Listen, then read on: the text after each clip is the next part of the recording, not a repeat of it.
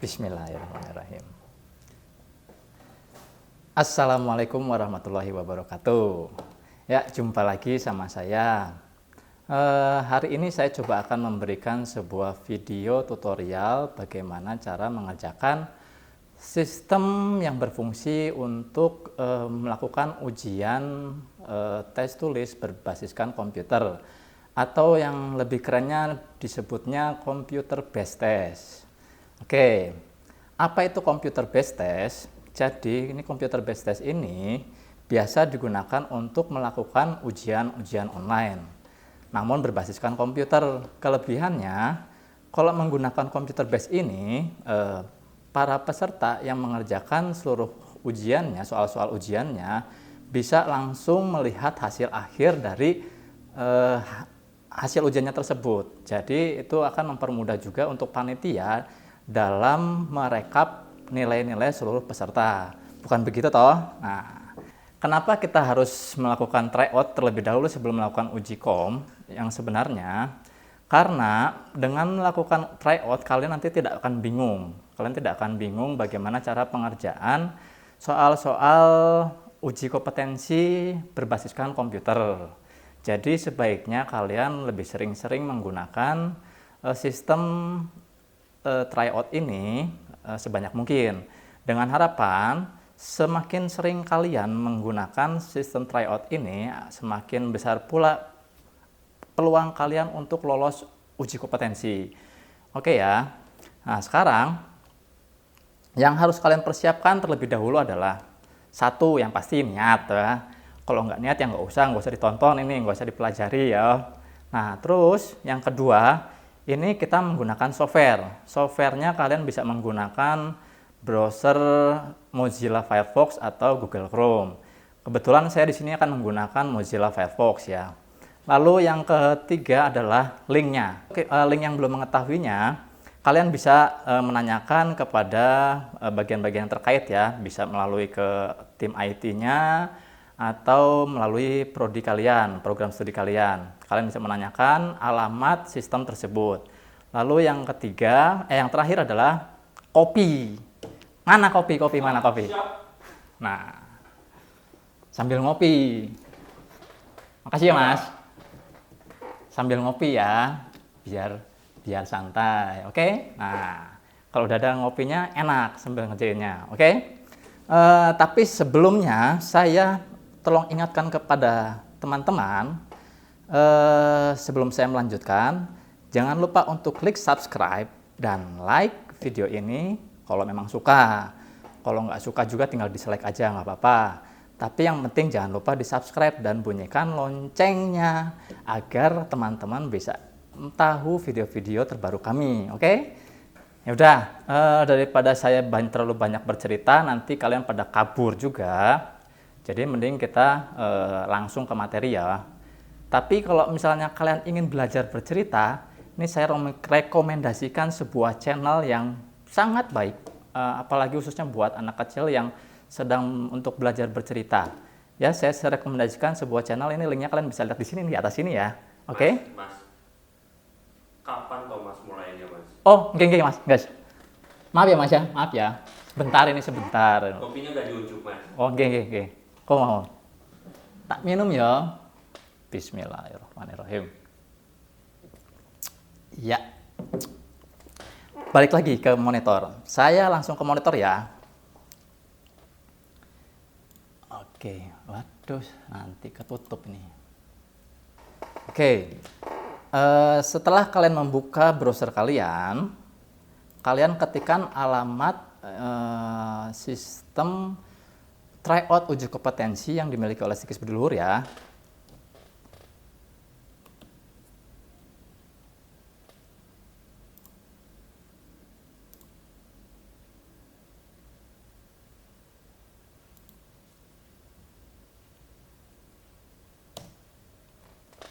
Ini maaf, alamatnya saya blur ya, soalnya ini hanya untuk internal mahasiswa Stikes Budi Luhur aja. Oke, nah jika alamat yang kalian masukkan ini sesuai, akan muncul tampilan sistem e-learning Stikes Budi Luhur. Nah, ini adalah Learning Management System berbasiskan Moodle. Nah, dan salah satu fasilitasnya adalah untuk pengerjaan ujian berbasis komputer. Nah, seperti ini tampilannya ya. Di sini ada program studi D3 kebidanan, program studi D3 keperawatan, program studi S1 keperawatan, dan program studi profesi nurse. Oke, seperti ini. Dan lalu yang perlu kalian lakukan adalah melakukan login ke dalam sistem tersebut. Klik nih di sini di sebelah kanan atas ada tombol login. Kalian klik aja, nggak usah malu-malu, kliknya gratis kok. Klik login. Nah, akan muncul halaman untuk konfirmasi kalian harus melakukan login. Gunakan username dan password kalian. Untuk username-nya gunakan NIM kalian ya, tapi bukan ditulis NIM seperti ini ya. Nah, ini masih banyak yang salah juga. Jadi saya ingatkan kembali, gunakan NIM kalian. Sebagai contoh, E.0106 bla bla bla bla bla bla. Oke? Nah, gunakan NIM kalian. Saya di sini menggunakan akun saya sendiri, saya sebagai admin. Lalu passwordnya juga disesuaikan. Seperti ini. Jika sudah kalian mengisi username dan password kalian bisa klik tombol login atau lanjutkan dengan menekan tombol enter. Saya akan menjelaskannya pelan-pelan ya, tapi nanti kalau misalnya kalian masih belum paham juga, kalian bisa replay terus berulang-ulang kali. Nggak saya marahi kok. Oke? Nah, setelah kalian login di sini, kalian akan kembali lagi ke beranda seperti ini. Nah, di beranda ini yang perlu kalian perhatikan adalah di pojok kanan sini, sebelah sini. Pastikan apakah nama kalian sudah sesuai dengan nama akunnya. Jika misalnya salah, silahkan hubungi bagian tim IT di Stikes Bidulhur, oke? Nah, kebetulan saya ini sudah sesuai kan, dan di sini saya sebagai admin. Nah, di sini ada yang seperti tadi saya sudah ceritakan, di sini ada program studi dari kebidanan, program studi D3 keperawatan, program studi S1 keperawatan. Nah, saya hanya membuat contoh ini menggunakan program studi D3 kebidanan aja ya.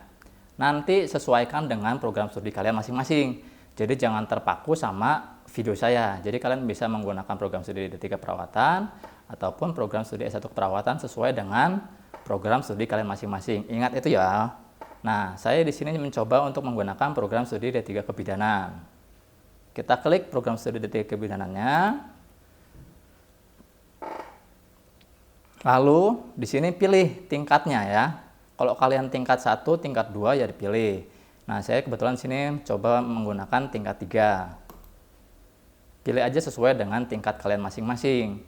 Lalu pilih semester kalian. Saya mencoba di sini memilih semester 6. Nah, di sini akan muncul paket-paket soal yang bisa kalian kerjakan. Nah, nanti silakan kalian pilih paket soal yang akan kalian kerjakan ya. Saya ambil contoh yang ini aja.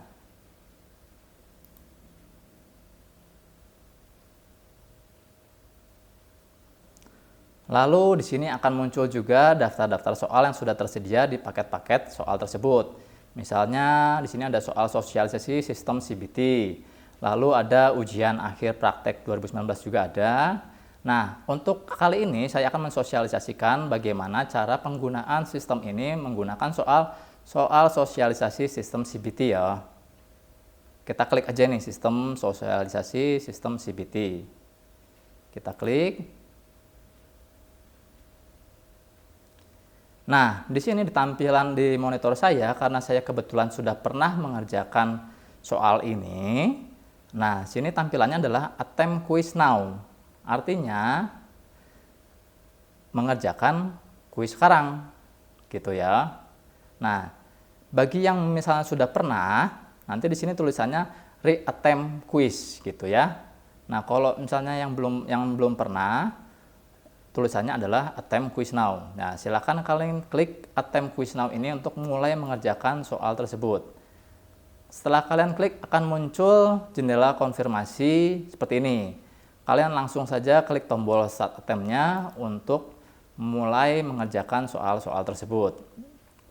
Kita loading dulu, kita load seluruh soalnya sampai selesai hingga seluruh soal bisa ditampilkan seperti ini. Nah, kalau sudah muncul soalnya, artinya kita akan siap mengerjakan soal-soal tersebut.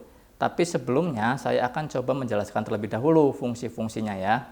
Nah, di sini di kotak yang ini ada beberapa kotak 1 sampai 4. Ini 1 sampai 4 ini adalah jumlah soal yang tersedia di kuis tersebut atau di latihan tersebut.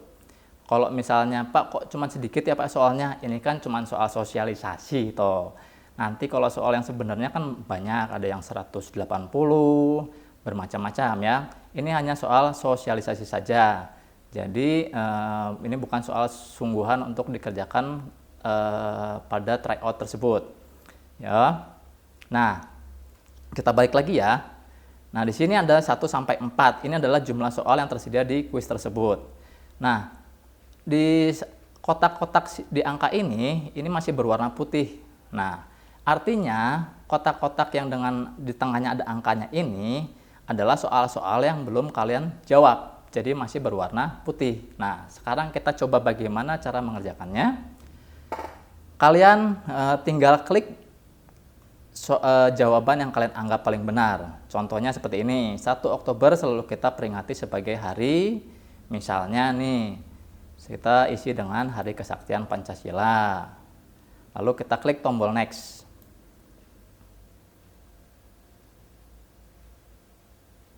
Nah, sekarang kita lihat kembali di sini ya.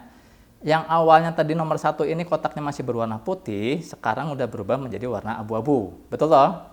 Artinya soal nomor 1 ini sudah kalian jawab ya. Dan yang beberapa soal yang belum kalian jawab di sini ada 2, 3, dan 4 karena di ini kotak-kotak ini masih berwarna putih. Jadi silakan kalian cek kembali atau silakan kalian kerjakan kembali seperti itu. Nah, oke. Sekarang di sini ada juga time left. Time left ini adalah waktu yang tersisa ya. Jadi kalian usahakan saat mengerjakan jangan terlena, jangan terlena. Oke. Nah, kenapa? Takutnya nanti kalian keasikan membaca soal, tiba-tiba waktunya habis. Dan akhirnya itu membuat kerugian buat kalian juga. Oke? Nanti akhirnya pekerjaan kalian tidak bisa ternilai dengan baik. Sistem tidak akan bisa merekam ke dalam sistem. Jadi semua pekerjaan kalian dianggap belum selesai. Seperti itu. Nah, jadi saya sarankan saat kalian mengerjakan, kalian pun sambil mengecek time left-nya. Sudah berapa menit waktu pengerjaan dan berapa sisanya. Oke? Nah, di sini kita lanjut lagi ya. Kita lanjut lagi di sini. Misalnya, misalnya nih, aduh, aku kok pusing ini sama soal yang ini. Nah, kalian jangan terlalu serius baca soalnya ya. Kalau kalian misalnya pusing satu soal, kalian skip aja. Kalian klik tombol next untuk melewat soal tersebut atau skip ya untuk melewati soal tersebut. Nah, kita lihat lagi. Yang tadinya kita di nomor 2, sekarang sudah pindah ke nomor 3. Betul loh? Nah, sekarang kita kerjakan yang nomor 3 ini. Misalnya, kapan Indonesia merdeka? Tanggal 17 Agustus. Masa nggak tahu ya? Kalau nggak tahu itu kebangetan. Kita klik tombol next.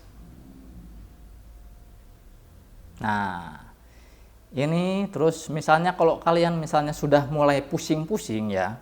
Kalau kalian sudah mulai mual-mual mengerjakan soal yang banyak, nah saya sarankan kalian melambaikan tangan ke atas kamera. Bercanda toh. Kalian langsung saja bisa langsung mengklik tombol finish attempt ya. Klik tombol finish attempt ini untuk kalian mengakhiri pekerjaan kalian. Nah, di sini kalau kalian klik tombol finish attempt, kalian akan langsung dihadapkan dengan jendela seperti ini. Kalian akan diberikan jendela konfirmasi seperti ini. Ada beberapa informasi, diantaranya ini adalah soal-soal yang telah terjawab ataupun soal yang belum terjawab. Nah, silakan kalau kalian ingin melanjutkan mengerjakan, kalian kerjakan return to attempt ya. Atau misalnya kalau kalian benar-benar ingin sudah menyelesaikan pekerjaan kalian klik submit all and finish ya. Oke, itu. Tapi ini saya berikan tips juga ya, tips dan trik juga. Nanti kalau tiba-tiba misalnya nih, tiba-tiba misalnya saya kembali dulu mengerjakan soal yang tadi juga. Nih misalnya tiba-tiba nih kalian lagi asik mengerjakan si soal-soal ini. Terus tiba-tiba sistemnya ada kendala hang ya, ada kendala hang dan tidak bisa dipencet apapun. Jadi semua tombol-tombol ini dalam keadaan disable ya. Artinya tidak dapat dipencet. Nih di sini tidak dapat diklik. Dipencet emangnya pijet ya. Nah, tidak bisa diklik maksudnya, tidak bisa diklik. Nah, di sini tidak bisa diklik tombol next-nya, terus ya semuanya artinya disable lah, tidak berfungsi dengan baik. Nah, kalian nggak usah panik, nggak usah langsung WA saya, terus marah-marahi saya, Pak ini sistemnya kok jelek, kok ngeheng gitu ya, nggak usah. Santai aja, woles aja. Nah, kalian cukup tinggal klik di sini ya. Di sini kita kembali lagi ke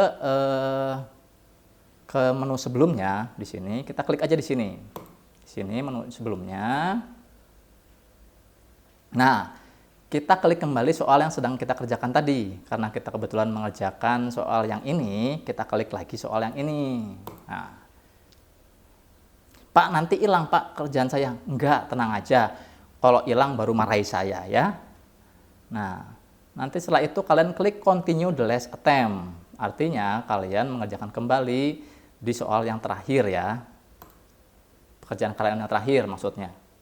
Maaf, saya nggak ngerti, kurang pinter bahasa Inggris ya. Nah, ini. Nah, tadi kita kan baru mengerjakan 2 soal toh. Nah, dan di sini pun masih terekam 2 soal. 2 soal yang sudah dikerjakan dan 2 soal yang belum dikerjakan. Begitu ya. Nah, oke. Misalnya kalau kita sudah selesai, kita klik finish attempt-nya. Lalu klik submit all and finish. Ya. Pak muncul ini, klik lagi, klik submit all and finish-nya, nggak usah takut, nggak akan meledak toh diklik juga. Submit all and finish.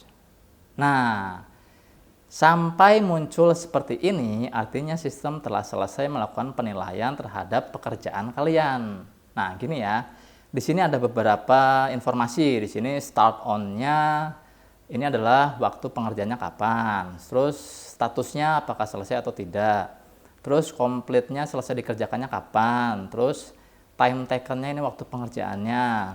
Lalu marks ini adalah jumlah soal yang dijawab dengan benar dari jumlah total soal. Wah, aku pinter tuh bahasa Inggrisnya. Nah, ini grade ini adalah nilai ya.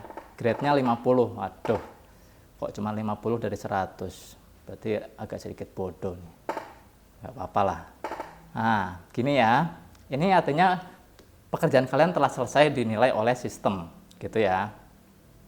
Nah, jika misalnya kalian sudah selesai atau ingin mereview seluruh pekerjaan kalian, kalian bisa lihat di sini.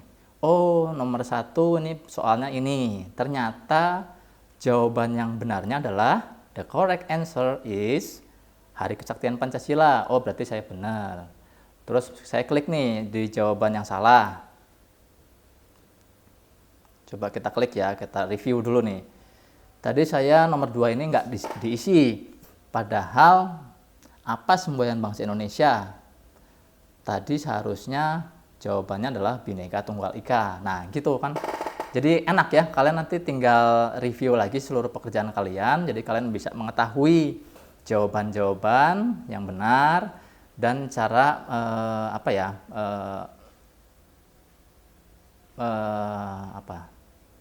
apa namanya ya? Jenengannya apa ya?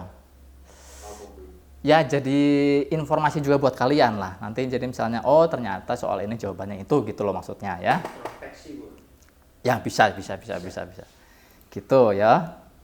Ngomong apa kok ini? Ya, lanjut lagi, oke? Nah, kalau kalian misalnya sudah selesai, ya sudah, kalian klik lagi di sini. Bisa kembali ke sini, atau klik next juga boleh. Ya. Nah, di sini kita klik sini aja. Nah, Pak, ini bisa diulang-ulang beberapa kali nggak, Pak?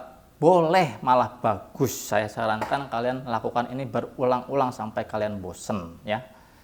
Jangan bosan, soalnya kalau bosan nanti kalian peluang untuk lulus uji kompetensinya semakin kecil. Jadi saya sarankan kalian sering-sering mengerjakan soal-soal ini ya, minimal ada gambaran lah untuk soal-soal uji kompetensi itu seperti apa sih gitu.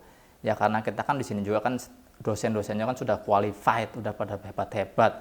Soal-soalnya pasti sudah bisa menginterpretasikan bagaimana soal-soal uji kompetensi yang akan diujikan gitu loh ya. Nah, jadi saya sarankan kalian sering-sering menggunakan sistem tryout ini gitu.